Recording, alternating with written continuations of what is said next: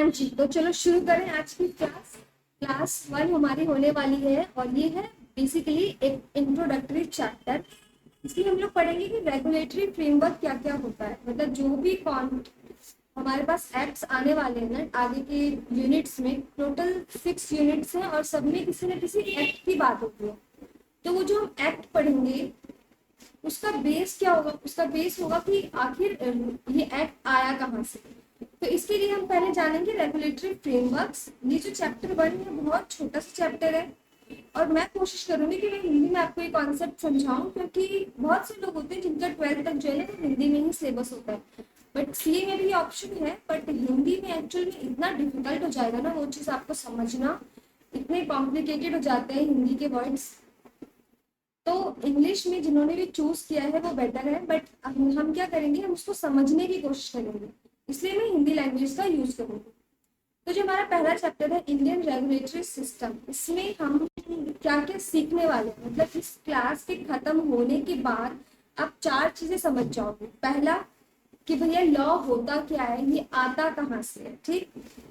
Second, law बनाने के लिए मतलब कितने तरह के लॉ होते हैं, टाइप्स ऑफ लॉ।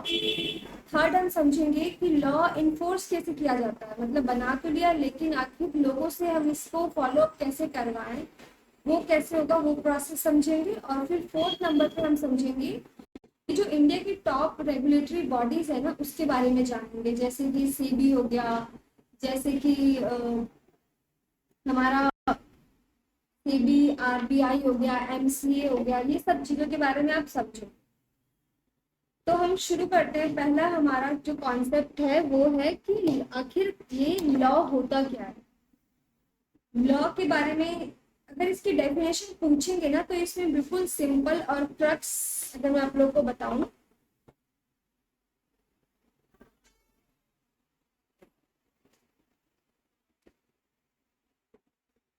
हाँ, तो लॉ होता क्या है, लॉ है एक सेट ऑफ ऑब्लिगेशंस, मतलब कोई ऑप्शनल नहीं है कि भाई हमारे मन किया तो हम यूज करेंगे, नहीं किया तो नहीं करेंगे। लॉ जो है मैंडेटरी होता है, मैंडेटरी सेट ऑफ ऑब्लिगेशंस होते हैं जो कि आपको फॉलो करने ही करने।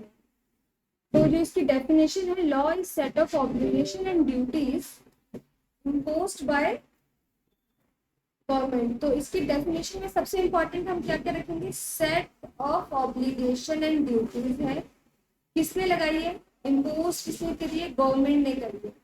क्यों करी है, ताकि as a society, as a society जो है वो सबका क्या हो, वेलफेयर। तो इसकी डेफिनेशन जब आप याद करोगे ना तो उसमें याद रखना कि कीवर्ड्स क्या क्या होने चाहिए। पहला, सेट ऑफ ऑब्लिगेशन। अगर आप अपने कीवर्ड्स को स्ट्रॉन्ग रखोगे ना तो आप उसके बाद आपको पूरी लाइनें याद, पूरा पैराग्राफ याद करने की जरूरत नहीं है, बस मेक श्योर कि जो कीवर्ड्स है वो आपकी डेफिनेशन में हमेशा हो। तो सेट ऑफ ऑब्लिगेशन हो गया। फिर अगला कीवर्ड क्या है, इम्पोज्ड बाय गवर्नमेंट हो गया। ये 2 हो गए आपकी कीवर्ड्स। एंड थर्ड हो गया for securing welfare of the society, securing welfare of society. तो ये आपकी 3 मतलब आपके जो है वो कीवर्ड्स हैं और ये कीवर्ड्स आपको याद करना। फिर सेकंड आता है सोर्स ऑफ लॉ, आखिर ये लॉ आया कहाँ से। जब सोर्स ऑफ लॉ में क्या होगा हमारे पास, ये सोर्स लॉ आता कहाँ से, लॉ आता है कॉन्स्टिट्यूशन से। मेरा कॉन्स्टिट्यूशन मतलब जब कॉन्स्टिट्यूशन में लॉ पास होता है और उसके बाद ही लॉ जो है वो एप्लीकेबल हो जाता है। तो लॉ पास कैसे होता है, लॉ पास करने के लिए सबसे पहले अगर आप न्यूज देखते तो आपको समझ आएगा कि आखिर लॉ ये आपके लिए बहुत इजी होगा समझ। सबसे पहले क्या होता है, सबसे पहले बिल पास, बिल प्रपोज किया जाता है। कहाँ पे प्रपोज किया जाता है, पार्लियामेंट में। जब बिल प्रपोज होता है उसके बाद इसको क्या किया जाता है, इसको पास करेंगे सबसे पहले कहाँ, लोकसभा, फिर राज्यसभा। बस सिंपल सा प्रोसेस है, पहले बिल प्रपोज होगा, उसके बाद लोकसभा में पास होगा, फिर राज्यसभा में पास होगा, और फाइनली वो क्या बन जाएगा, लॉ बन जाएगा, which will be binding on all the citizen of India.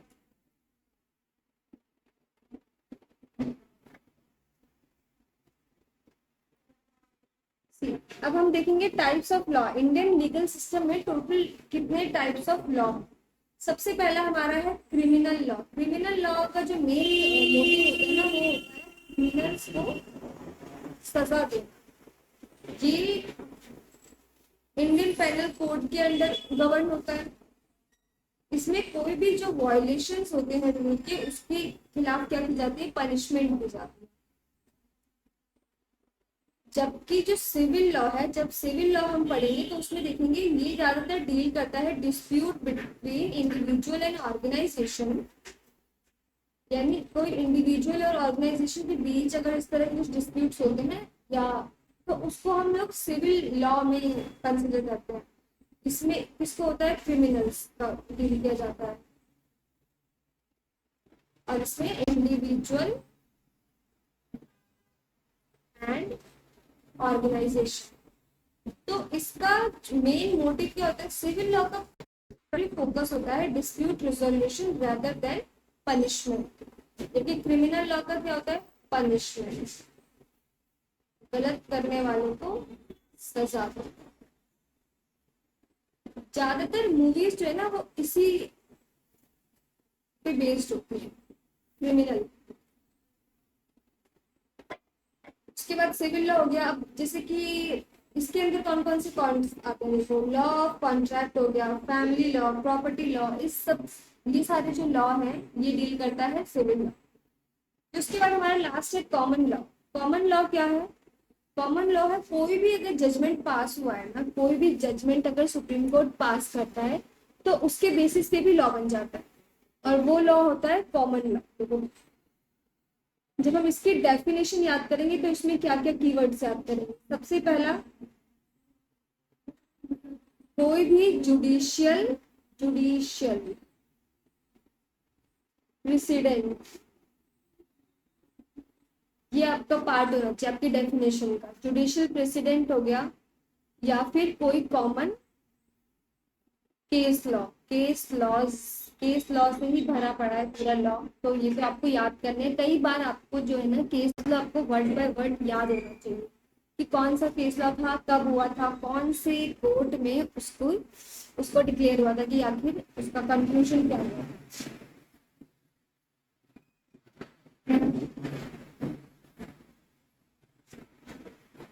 So judgment delivered by Supreme Court will be bounding upon all the court within the territory of India.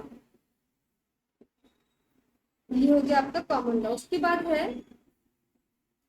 Principle of natural justice. ये आपका fourth है, fourth law, principle of natural justice, जो कि हमारे जो fundamental rights है ना उसको प्रोटेक्ट करने के लिए बनाया गया, फंडामेंटल राइट्स। तो इसमें हमारा कीवर्ड क्या हो जाएगा, फंडामेंटल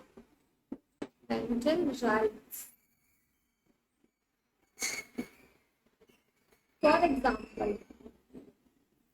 फॉर एग्जाम्पल जब आप कोर्ट केस देखते हो तो उसमें हम बुलाते हैं ना, खट्टे में बुलाया जाए, तो वो क्या होता है, राइट, इसको हम लोग राइट देते हैं, राइट टू स्पीक। तो ये सारे क्या है, फंडामेंटल लॉ होते हैं।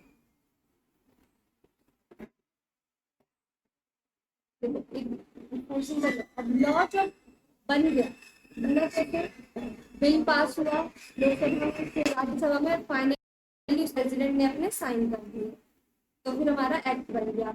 अब उस एक्ट को एप्लीकेबल कैसे किया जाए, इन्फोर्स कैसे किया जाए, तो उसके लिए हमारे पास बहुत सारी क्या है, गवर्निंग बॉडीज हैं। वो बॉडीज क्या करती है, उसके स्मूथ इन्फोर्समेंट को मॉनिटर करती है। तो सबसे पहली जो हमारी सबसे बड़ी बॉडी है ना, एपेक्स बॉडी जिसे हम कहते हैं, one of the apex body वो है ministry of finance. Ministry of finance में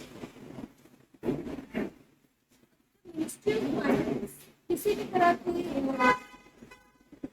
लॉज को लेके आ रही है, रूल्स एंड रेगुलेशन को लेके आ रही है, कोई भी नोटिफिकेशन आता है इसका, तो ये नोटिफिकेशन सबके लिए एप्लीकेबल हो जाता है, applicable for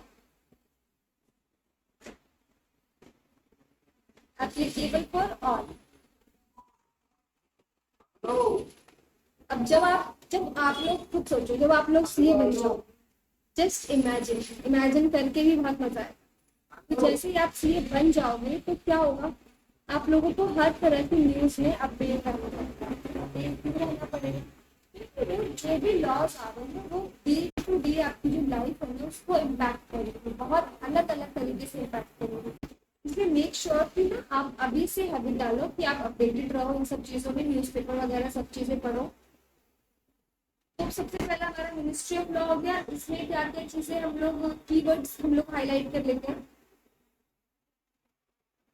ministry of finance is ministry within the government of India, ठीक, first, which is concern with economy of India, serving as a treasury of India. क्या करती है भाई, पैसा देती है, पैसा लेती भी है, पैसा देती भी है। It is concerned with taxation, financial legislation, financial instruments, capital market, state finances and union budget. उसके बाद है देखो मिनिस्ट्री ऑफ फाइनेंस के अंदर भी देखो कितने सारे डिपार्टमेंट्स हैं। फर्स्ट हो गया department of economic affairs, second हो गया डिपार्टमेंट ऑफ एक्सपेंडिचर, थर्ड हो गया department of revenue, fourth department of financial service, fifth department of investment and public asset management and sixth हो गया डिपार्टमेंट ऑफ पब्लिक इंटरप्राइजेस। इन सबके ऊपर कुछ ऐसी एक्सप्लेनेशन नहीं दी हुई है हमारे सिलेबस में। हमारे सिलेबस में बस मोटा मोटा मिनिस्ट्री ऑफ फाइनेंस को कवर किया, तो यहाँ पे लिखा हुआ है इसकी कीवर्ड से याद करने पॉइंटर्स के पॉइंट ऑफ व्यू से, जैसे कि apex controlling authority, apex controlling authority हो गई। 4 सेंट्रल सिविल सर्विसेज इसके अंदर आते हैं, रेवेन्यू आ गया, अकाउंट्स एंड ऑडिट आ गया, इकोनॉमिक सर्विसेज आ गया, सिविल अकाउंट्स।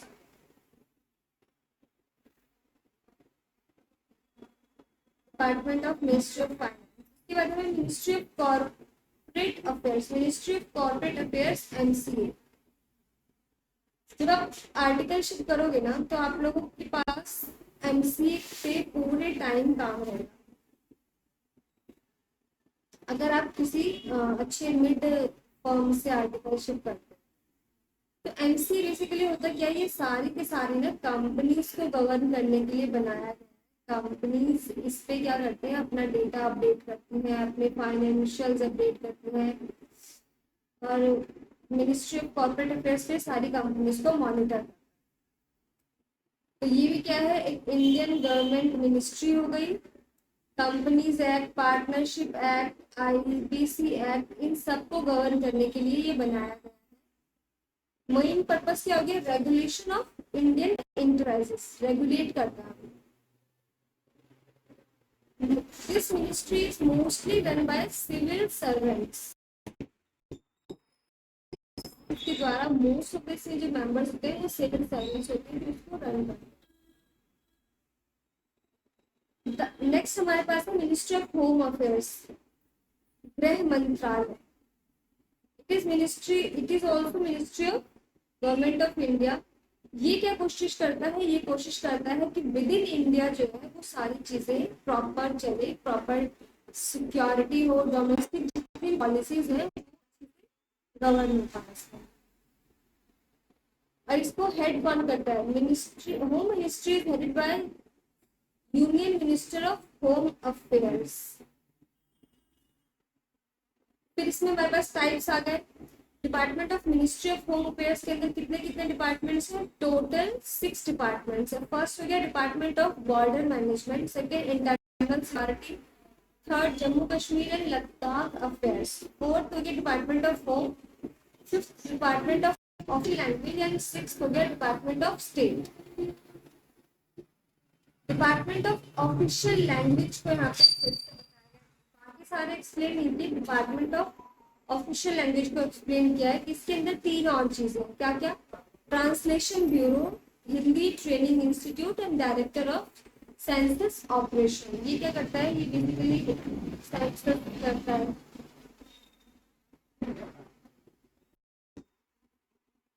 यानी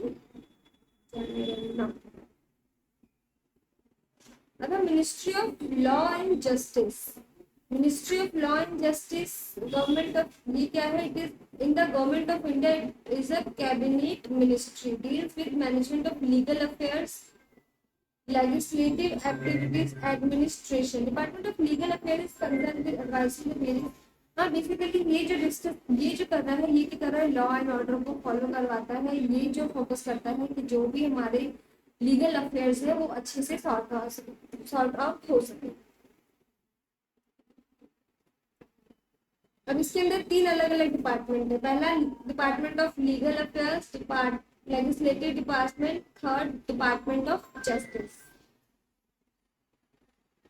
अब आ गया हमारा SEBI. SEBI is the most apex body of financial affairs.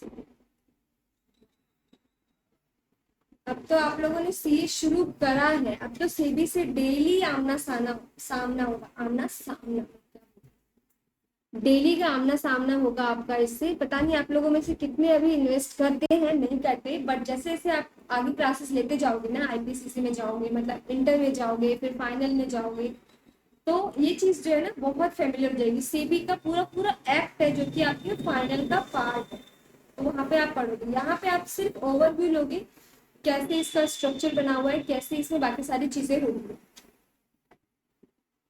तो सेबी क्या है, रेगुलेटरी बॉडी है, capital security and commodity market को क्या करता है, ये रेगुलेट करता है। सेबी एक्ट 1992 जो कि आपके फाइनल का पार्ट होगा।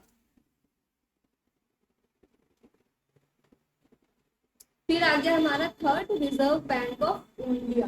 रिजर्व बैंक ऑफ इंडिया क्या करता है, सारे के सारे बैंक्स को रेगुलेट करता है।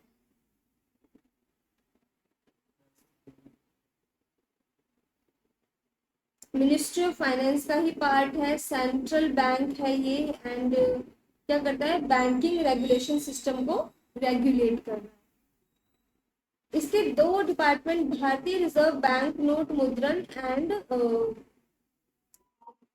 था, हाँ स्पेशल डिवीजन इसके 2 डिपार्टमेंट है, भारतीय रिजर्व बैंक नोट मुद्रण। इसके 2 डिपार्टमेंट कहाँ कहाँ है, पहला तो है हमारा देवस में, सेकेंड है नासिक। यहाँ पे इन दोनों जगह पे क्या होता है, नोट प्रिंट, डिपॉजिट को, इंश्योरेंस को, कॉर्पोरेशन गारंटी कॉर्पोरेशन, इन सब को डील करता है आरबीआई। फिर उसके बाद हमारे पास IBBI, Indian bankruptcy board of India, insolvency and bankruptcy board of India है। इसका भी आपका पूरा एक्ट आएगा जो आप लोग पढ़ोगे फाइनल में। यहाँ पे सिर्फ ओवरव्यू दिया जाएगा। ओवरव्यू क्या है, ये रेगुलेट करता है। आजकल बहुत सारी कंपनीज के होते हैं, ओपन तो हो जाती है, लेकिन फिर वो अपना बिजनेस रेगुलेट नहीं कर पाती, चला नहीं पाती, उसको बंद करना पड़ता है। तो जब ये बिजनेस बंद होते हैं तो ये मेक श्योर करता है कि जो भी क्रेडिटर्स हैं वो प्रॉपर पेमेंट, मतलब कंपनी अगर बंद हो रही है तो उसमें किसी का नुकसान ना हो, जो आम लोग हैं, जो पब्लिक है, उसका नुकसान ना हो। ये एक्ट जो है ना इस चीज पे फोकस करता है। ये आया कब, ये आया 1 अक्टूबर 2016 में। किस किस को कवर करता है, इंडिविजुअल को, कंपनी को, LLP को, पार्टनरशिप फर्म को। ये क्या करता है, attempts to simplify the process of insolvency and bankruptcy proceedings. यानी जो प्रॉपर जो इसका प्रोसेस है ना कंपनी बंद करने का, वो काफी डिफिकल्ट होता है और उसमें बहुत ज्यादा टाइम भी लगता है और एनर्जी भी लगती है। तो उस प्रोसेस को ये क्या करता है, फिर इजी कर देता है। इसमें बहुत सारे अलग अलग क्या कहते हैं पार्ट्स हैं कि कैसे अगर कोई कंपनी बैंकरप्ट हो गई है तो उसको अगर स्पीडी मतलब स्पीडी चाहिए कि भाई जल्दी से जल्दी में बंद करवाना है, तो उसका अलग प्रोविजन है। कोई अपना प्रोसेस लेना चाहती है, टाइम से करना चाहती है, तो उसका अलग प्रोविजन है। तो इसमें बहुत सारे अलग अलग प्रोविजन है। It handle the cases using two tribunal like NCLT and debt recovery tribunal.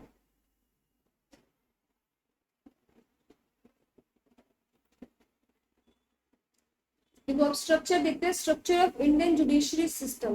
अब यहाँ पे देखो आप मेरे नोट्स में, सबसे पहला क्या होगा, सुप्रीम कोर्ट, उसके नीचे क्या होगा, हाई कोर्ट, उसके नीचे क्या होगा,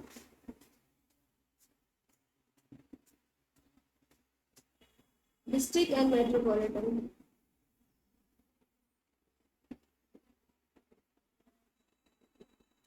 एंड देन मेट्रोपॉलिटन। मेट्रोपॉलिटन की अगर हम बात करें तो ये वहां पर अप्लाई होता है जहाँ की पॉपुलेशन जो है ना वो कितनी होगी, 10 लाख से अबव। अगर किसी सिटी की पॉपुलेशन 10 लाख से अबव है तो उस वहां पे क्या होता है, वहां पे मेट्रोपॉलिटन कोर्ट्स भी होते हैं।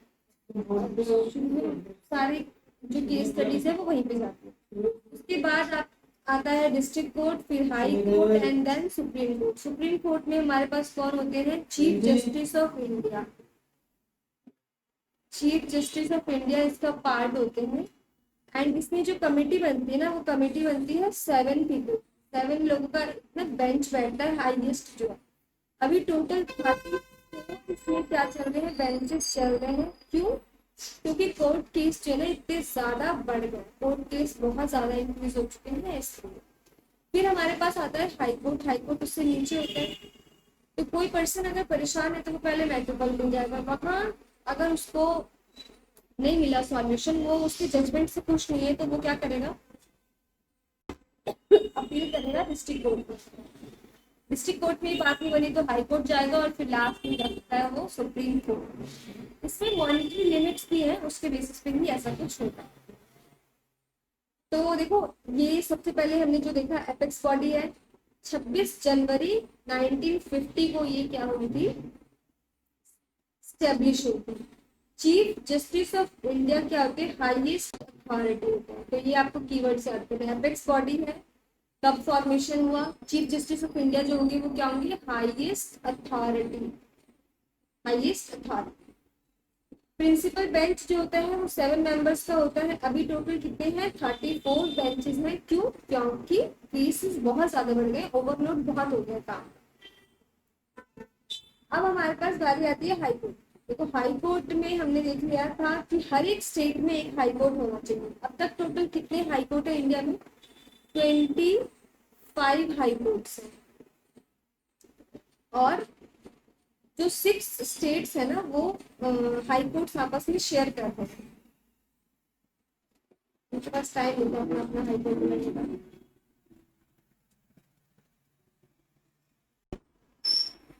ठीक है, हाई कोर्ट हो गया। उसके बाद क्या है यहाँ पे, हाई कोर्ट हर एक स्टेट में या हर एक यूनियन टेरिटरी में क्या होगा, अपना एक उसका हाई कोर्ट है। Then High Court has appellant. High Court has appellant, original jurisdiction and supervisory jurisdiction. क्या हो गए, appellate, original and supervisory, 3 तरह के jurisdiction इसमें हो गए। ये भी कीवर्ड्स आपको ध्यान रखना है। 25 हाई कोर्ट हो गए एंड ईच स्टेट है 6 जो है वो ऐसे शेयर, 6 स्टेट्स ऐसे हैं जो कि हमने शेयर।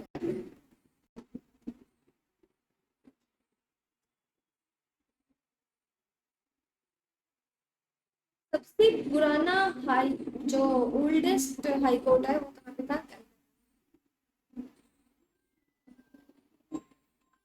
जो कि 1862 में बन गया था।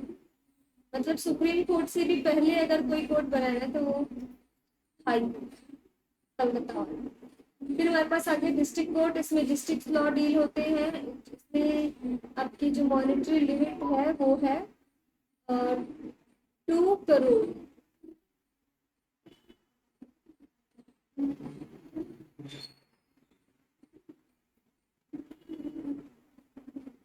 Below High Court, there are district courts. The Court of District just deal with civil law matters, यानी contractual disputes and claims for damage. इन सब चीजों को डील करता है हमारा डिस्ट्रिक्ट कोर्ट। लेकिन अगर आपके फंडामेंटल राइट्स का वायलेशन होता है, आप कौन से कोर्ट में जाओगे?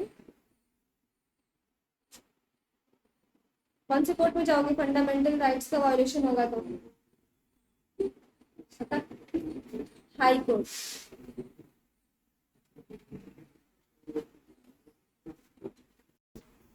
और अगर कॉन्ट्रेक्चुअल कोई भी लॉस हो रहा है तो कहाँ जाओगे आप? डिस्ट्रिक्ट कोर्ट में। फिर उसके बाद लास्ट हमारा आ गया मेट्रोपॉलिटन कहाँ कौन कौन से स्टेट में एडमिश होगा ये बता दिया। 10 लाख और मोर जिसकी पॉपुलेशन है वहां पे स्टैब्लिश होगा ये।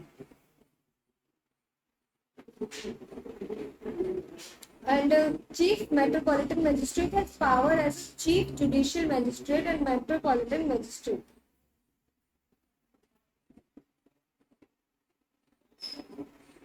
अब इसमें मल्टीपल चॉइस क्वेश्चंस हैं। क्वेश्चंस हम लोग करेंगे बाद में। तो आज की क्लास यहीं पे खत्म होगी। Chapter 1 fundamental regulatory bodies,